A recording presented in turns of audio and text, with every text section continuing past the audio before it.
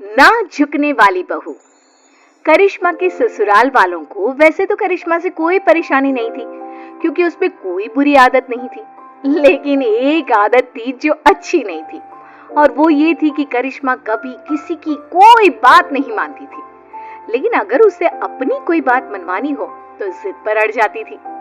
करिश्मा का पति अविनाश और करिश्मा के सास ससुर सब इस बात से बहुत परेशान थे।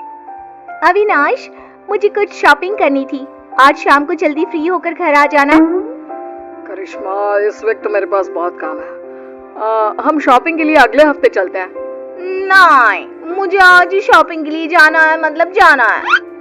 करिश्मा, मैंने कहा ना, मेरे पास ऑफिस का बहुत काम है, मैं नहीं चल पाऊंगा। मैं कुछ नहीं जानती, अगर आप मेरे साथ शॉपिंग करने के लिए नहीं गए तो मैं अपने मायके चली जाऊंगी, और तुम्हारी मम्मी की तबीयत पहले से ही खराब है, सोच लो कौन ध्यान रखेगा उनका। अरे बेटा, तुम कभी तो अपने पति की बात सुन लिया करो, एक हफ्ते में क्या बिगड़ जाएगा। मैंने कह दिया सो कह दिया, मैं झुकूंगी नहीं।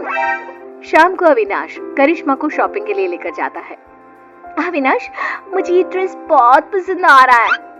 अरे लेकिन ये पूरे 20,000 का है। तो क्या हुआ, मुझे ड्रेस पसंद है और मुझे लेना है।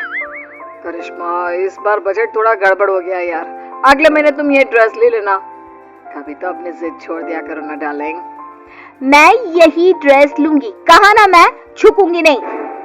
कुछ दिनों के बाद, करिश्मा बेटा, अविनाश के मामा जी हमारे घर आ रहे हैं। देखो, हमारे सामने तो तुम कैसे भी कपड़े पहन लेती हो, लेकिन उनके सामने बस एक दिन के बाद बेटा साड़ी पहन लेना। हाँ? अरे, अविनाश के मामा जी आ रहे हैं तो मैं क्यों साड़ी पहनूं? करिश्मा, हम सब तुम्हारी बात मान लेते हैं ना, कभी तुम भी तो हमारी कोई बात मान लिया करो। कितनी बार कह चुकी हूँ, मैं झुकूंगी नहीं। अगले दिन, और अविनाश, हमारे घर की बहू है तो साड़ी पहनकर रहती है, तुम्हारी बहू तो पजामा टी शर्ट पहनकर घूम रही है। अब क्या बताएं, बहुत समझाने की कोशिश की, लेकिन किसी की बात नहीं सुनती, हर बात पे कहती है मैं झुकूंगी नहीं। मैं बात करने की कोशिश करता हूँ। अरे करिश्मा बेटा, जरा इधर तो आओ। जी मामा जी, बताइए क्या हुआ? अरे वैसा तो तुम बहुत प्यारी हो बेटा, लेकिन तुम्हें इतना तो पता होगा ना कि कोई बड़ा घर आता है तो उसके पैर छूने चाहिए।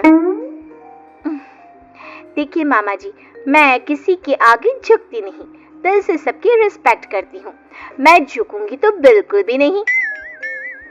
सुन लिया आपने मामा जी, समझा समझा कर थक गए, हम किसी की नहीं सुनती। कुछ दिनों के बाद, मम्मी जी, आज मेरी सहेली ने मुझे किसी जरूरी काम से बुलाया था, तो आज अविनाश के लिए खाना आप बना देना।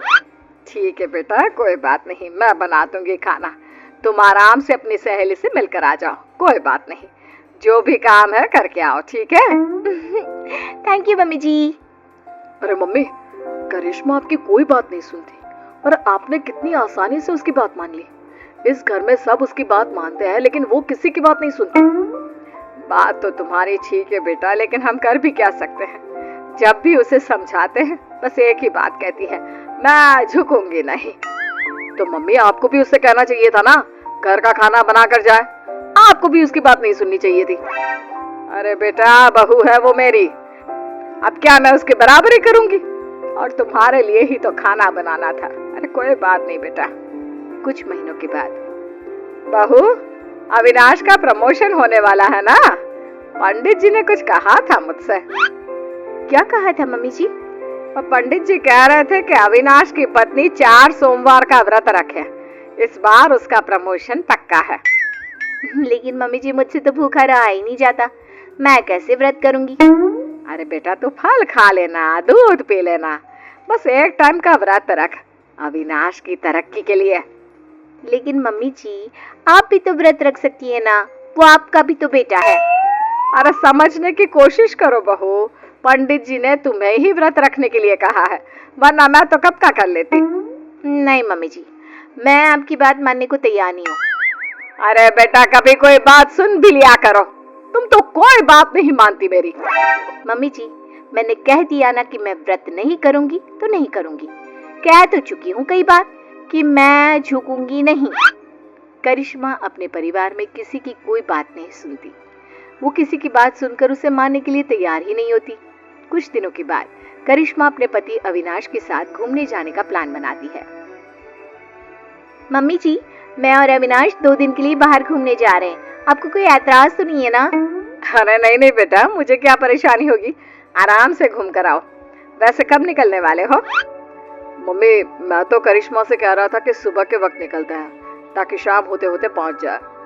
नहीं, मुझे रात को ट्रैवल करने में बहुत मजा आता है और अब तो हम रात को ही जाएंगे। लेकिन बेटा, खुद की गाड़ी से रात के वक्त ट्रैवल करना खतरनाक हो सकता है। क्या फायदा, दिन में चली जाओ।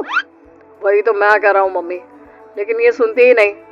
मैंने कहा ना, मुझे सिर्फ रात में ही ट्रैवल करना है और गाड़ी भी तुम ही चलाओगे। बेटा, इस बार तो तुम्हें ये बात माननी ही होगी। ये तुम्हारी सुरक्षा का सवाल है। मैंने कह दिया ना, हम रात में ही जाएंगे और मैं इस बात के लिए झुकूंगी नहीं। करिश्मा की जिद के आगे अविनाश की एक नहीं चलती और वो दोनों रात को गाड़ी लेकर शहर से बाहर जाने के लिए निकलते हैं।